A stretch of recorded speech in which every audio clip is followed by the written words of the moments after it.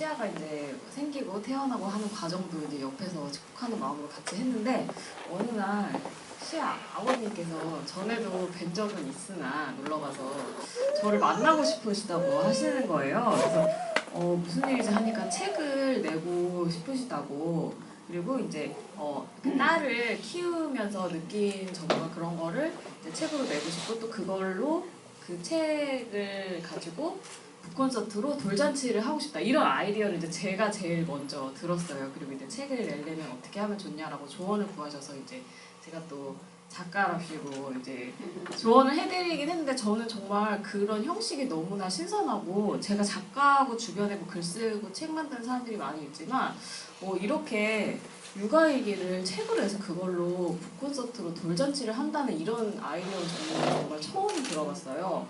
그래서 신선하면서도 되게 좋다, 아 정말 좋은 아이디어다, 이런 생각이 들어가지고 제가 그걸 시작에서는 아마 제가 더 조언을 드리고 그 과정을 같이 지켜볼 수 있어서 정말 되게 기쁘고 즐거웠고요. 또 이제 이게 브런치라는 그런 사이트에 이제 글을 연재를 하셨어요. 제가 그냥 무작정 쓰지 마시고 연재를 하시는 것이 좋다, 왜냐면 그렇게 하면 흐지부지 되지 않고 내가 그 과정을 다른 사람들이랑 같이 이제 검증을 할 수 있기 때문에 이제 좋다라고 제가 말씀드려서 브런치에 연재를 하셨는데, 저도 이제 그 글을 계속 읽었어요. 저는 그래서 연재하는 과정을 이제 거의 다 봤기 때문에.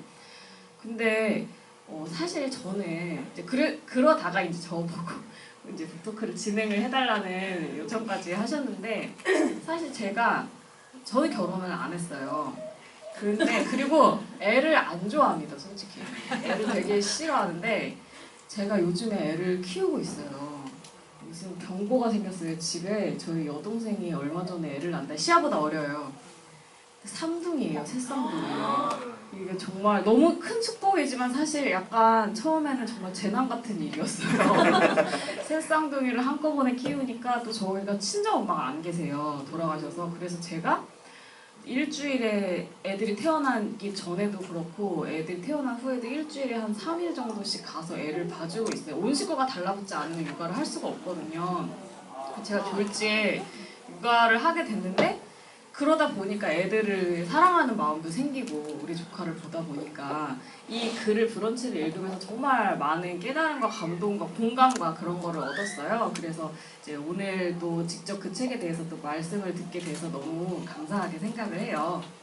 그래서 제가 몇 가지 질문을 드리려고 해요. 이제 여러분들을 대표해서 이제 또 제가 개인적으로 궁금한 것들을 물어보려고 하는데, 이렇게 그런 아이디어 책을 쓸 생각을 어떻게 하시고 돌잔치를 북콘서트로 하려는 그런 아이디어를 어떻게 생각하게 되셨는지가 제일 먼저 궁금합니다. 네. 우선은 좀 글을 쓰고 싶은 마음이 있었어요. 근데 글을 쓴다는 거는 사실 쉽지는 않은 것 같더라고요. 근데 어떤 이야기를 쓸까라는 걸 고민하다가 사실 저는 목사이기도 하니까 그 관련해서 글도 쓰기도 하고 했었는데, 시아가 태어나니까 시아에 대해서 글을 쓰고 싶더라고요. 근데 글을 쓰기 시작하니까 이걸 조금 더 기록을 남겨서 무언가 의미 있게 해보자 라는 생각이 드는 거예요. 그러면서 시아가 태어나기 전부터 태어나면서 하루하루를 보내는데 그 하루가 너무 아까운 거예요. 너무 지나가는 속도가 빠른 거예요.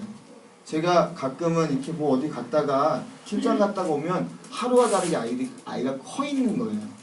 그래서 그걸 좀 기록해보고 싶다는 생각이 들었어요. 그리고 이 출생한 후에 그 1년은 시아가 기억할 수 있는 시간이 아니더라고요.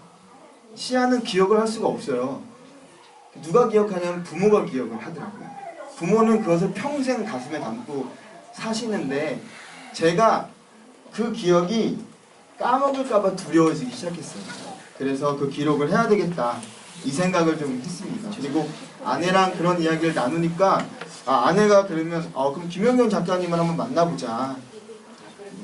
네, 그래서 졸지에 이제 우리 작가님과의 미팅, 그 식사 때 저는 솔직히 거기에 제 아이패드에다가 거의 출판 뭐랄까요, 그 기획서 같이 써가지고요, 좀 긴장하면서 만났어요. 그래서 누군가에게 이런 책을 처음으로 소개하는 자리였기 때문에 되게 뭔가 조마조마도 했었고, 그리고 김영경 작가님이 이제 글을 제가 올리면 꼭 좋아요를 눌러주세요. 그럼 제가 너무 행복한 거예요. 아, 작가님이 좋아요 눌러주셨구나 뭐 이런 느낌 있잖아요. 그러면서 연재하면서 좀 시작했던 것 같고, 그리고 마지막으로는 시아가 첫 돌을 그 의미 있었으면 좋겠다라는 그 의미에는 조금 더 시아와 함께 사람들과 그 유아 이야기를 나누고 함께 이것을 통해서 의미 있는데 한번 좀 사용해보자 라는 그런 생각을 해보게 되었고, 이런 자리를 또 마련하게 되었습니다. 네, 저 개인적으로 저는 오늘이 아깝다라는 책 제목을 너무 잘 지으신 것 같아요. 어떻게 누가 지으셨나요? 네, 이거는 사실 저도 육아책을 좀 열심히 보다 보니까 그런 문구들이 딱 들어오는 게 있더라고요. 그 중에서 몇 개가 있었는데 정말 이 오늘이 아깝다는 딱 그 한 문장 속에 있는 작은 글귀였는데 너무 공감이 되는 거예요. 그래가지고 책 제목은 오늘이 아깝다. 이 생각. 제가 경험적으로 보기에 책의 제목이 제일 중요하거든요. 그래야 제목을 잘 지어야 잘 팔리는데 너무 잘 지으신 것 같아요. 정말 아이를 키워보신 분들은 알겠지만 정말 저도 이제 아기를 이렇게 키우면서 얘네가 이가 나잖아요. 처음에 이가 나는 거는 너무 신기하고 기쁘지만 그 순간 이런 생각이 들어요. 얘네가 이가 없었을 때 이 얼굴을 다시 볼 수 없겠구나. 조금 있으면 이 없을 때 이 없는 상태로 웃는 그 약간 바보 같은 얼굴 있잖아요. 그거를 이제 보는 게 기억을 못 할 수도 있겠구나. 그러면서 너무 안타깝더라고요. 사진도 그렇게 많이 찍고 남들이 왜 그렇게 남이 보기엔 똑같은 애기 사진을 그렇게 SNS에 많이 올리는지도 제가 공감을 하게 되었고 예, 이건 정말 키워보는 사람만 알 수 있는 그런 감정 같아요. 그러면 이렇게 브런치에다가 쭉 글을 쓰시면서 이제 가장 기억에 남는 일이나 에피소드가 있다면 어떤 게 있을까요?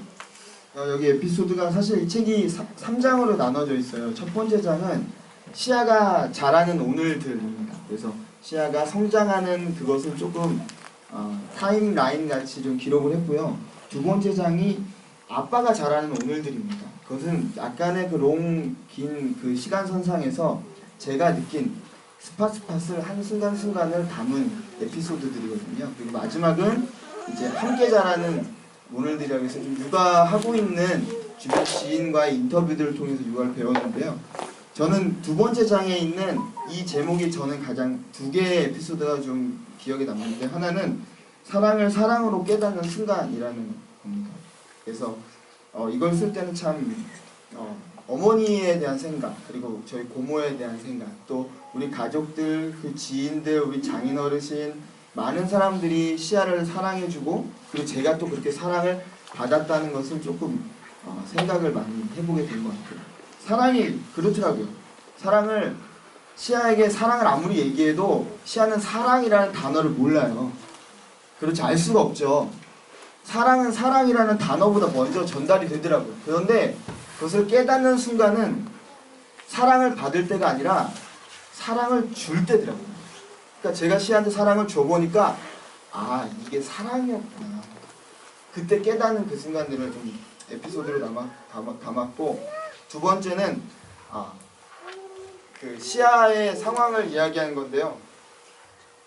여전히 봄이라는 에피소드입니다. 여전히 봄은 시아의 인생의 계절에서 여전히 시아는 봄을 이제 맞이한 상태라고 생각이 들었어요. 그래서 그 봄을 보내는 시아는 너무나 행복하게 보내고 있지만 그 순간을 가장 기쁨으로 맞이하는 사람은 바로 부모가 아닌가. 그래서 그 봄 선물을 시아가 우리에게 저의 인생에 또 선물해 준 것 같아서 두 가지 에피소드가 좀 기억에 남는 것 같습니다. 책을 읽으실 때 이 에피소드를 좀 주의 깊게 봐주셨으면 좋겠네요. 그리고 이제 이 글이 인터넷에 연재가 됐으니까 그걸 보면 이제 불특정 다수가 보고 또 댓글을 달기도 하잖아요. 이제 댓글 단 거를 보니까 너무 부성애가 넘치는 좋은 아빠니까 댓글에 1 가구, 1 장주환을 보급해야 한다. 요즘에 상담을 보면 이런 댓글을 많이 달아요. 집집마다 이런 아빠 하나씩 있었으면 좋겠다라는 뜻이죠. 아니면은 너무 유난 떠는 거 아니냐. 어떤 분들은 아빠가 좀 과하다. 누구야 이 댓글 진짜. 예, 저기 오인표 전사님이 저한테 그렇게 네, 이런 반응도 있었는데 그런 주변의 반응을 보시면서 어떤 생각을 하셨는지 궁금합니다. 네, 아주 극명하게 갈리더라고요. 엄마파와 아빠파가 이렇게 많이 다른데 이제 엄마 아빠들은 조금 이제 나도 육아하면서 힘들었는데 너무 좋았다. 그리고 이런 글을 남기면 더 좋겠더라. 이런 생각도 얘기를 해주셨는데 아빠들은 굳이 그걸 또 그렇게 써서 공유를 하고 책까지 내야 되냐는 얘기를 많이 들었어요.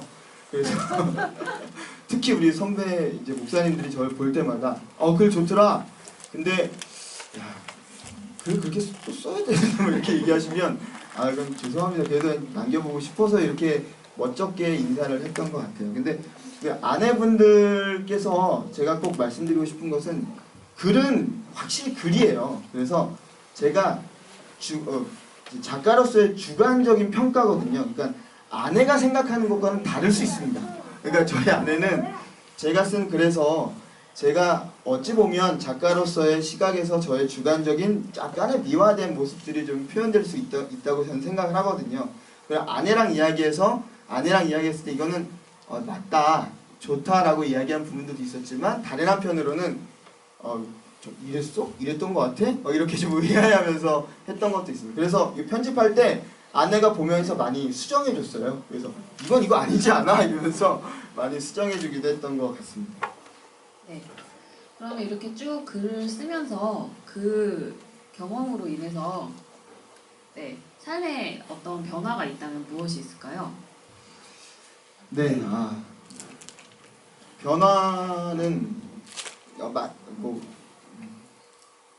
글을 적어서 이걸 책으로 내는 것으로가 아니라 시야 때문에 변화가 생긴 거죠.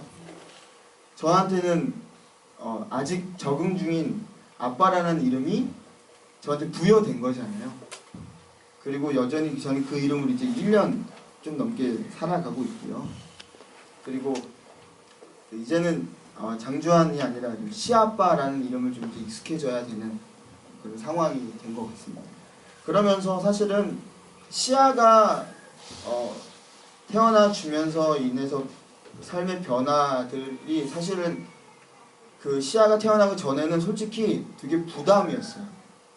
그러니까 아이를 갖는다는 것. 그리고 사실은 저희가 8년 정도를 유산도 경험했고 아이가 없는 상태로 지내다 보니까 솔직히 되게 두려웠습니다. 그래서 아이가 태어나면 과연 내가 잘할 수 있을까 이런 생각도 들었고 솔직히 제가 아버지에 대한 그렇게 큰 사랑을 많이 받지 못한 어린 시절을 보냈어요. 그래서 두려웠던 것 같아요. 진짜 내가 아빠로서 잘할 수 있을까? 이런 생각들이 들은 것 같습니다. 그런 두려움 속에서 사실 시아가 생기고 태어나게 되면서 그 모든 것들은 다 그냥 염려였고 그냥 내 생각이었다는 것을 확실히 깨달을 수 있었어요.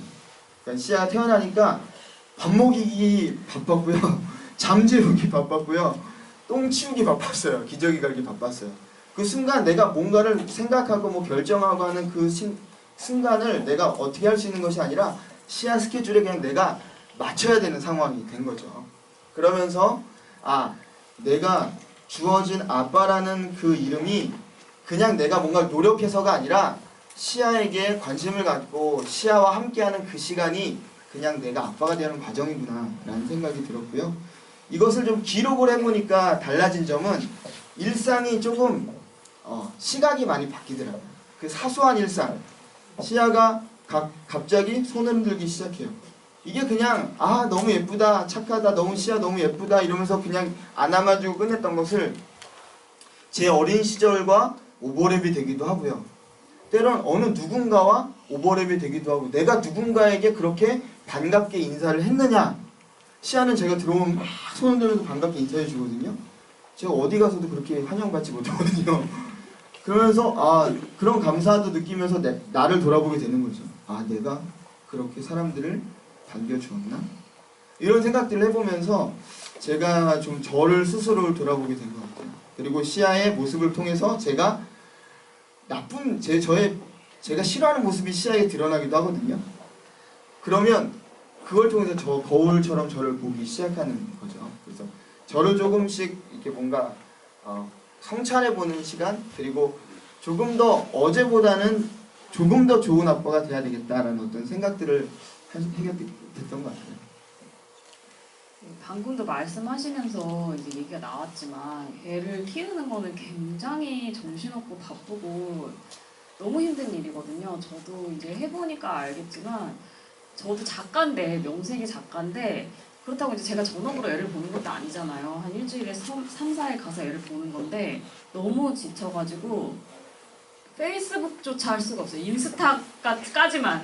제가 왜 키우는 엄마들이 다 인스타로 가는지 알겠다. 정말 긴 글을 쓸 수가 없어요. 정리하고 그렇게 차분히 앉아서 글을 쓸 시간이 없거든요. 거기다가 또 일도 하시고 그러면서 굉장히 글을 쓰는 것 자체가 저는 그게 대단하다고 생각을 했거든요. 근데 솔직히 말해서 처음에 글 쓰신다고 했을 때 제가 왜 연재를 먼저 하라고 했냐면 흐지부지 될 것 같았어요. 애를 키우면서 글을 쓴다는 게 정말 쉬운 일이 아니에요.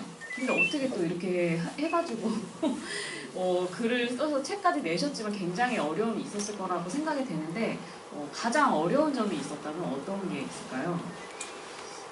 네. 글 쓰는 게 정말 제일 어렵더라고요. 처음에 글을 어떻게 썼냐면 출근하면서 제가 출퇴근 1시간 정도 전철을 타는데 그 시간에 전철 안에서 인스타그램에 짧은 글을 올렸어요. 사진과 함께. 그때마다 느꼈던 것을. 그리고 그 짧은 글은 한 많아봤자 10문장 정도 되는 짧은 글이었습니다. 근데 그것을 계속 올려보니까 그것을 통해서 그게 원소수가 돼서 그것을 통해서 뭔가 스토리로 이게 더 만들 수 있게 되더라고요. 사실은 글을 계속 무언가를 쏟아내는 게 정말 쉽지 않구나. 그래서 작가님이 그때 이거 글 확실하게 제대로 쓰시려면 정말 힘드실 거예요. 이렇게 얘기했던 게 어떤 의미인지를 그때 좀 알게 됐고요. 그렇게 인스타에 작게 올리다 보니까 에피소드들을 계속 이게 제가 이렇게 쌓아가다 보니까 욕심이 생기더라고요. 그러면서 조금 더 내가 시아랑 마주해서 하루에 딱 솔직히 퇴근해서 3시간 정도 아이랑 놀거든요.